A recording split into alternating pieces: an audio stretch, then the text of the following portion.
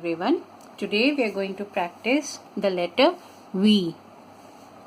Capital V, we make a slant line and we go up again in a slant line. This is capital V. Once again, starting from the first line, make a slant line, again go up in a slant line. Capital V. Now we are going to write small cursive V. We start with our curve, we go up, we come down in a slant line, we again go up in a slant line, make a tiny circle here and out.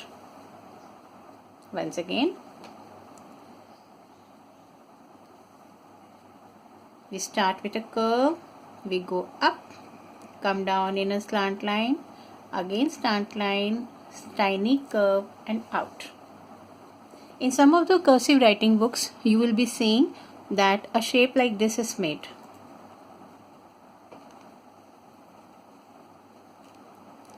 Or something like this is made.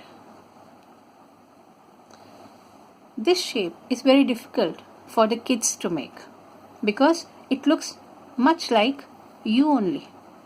They are not able to differentiate which is V and which is U. So this shape is better for small children. Let us practice this shape where the bottom part is pointed. It should be a clear point. Right? So when we are practicing V, we will make the sound V. V. V. V. V.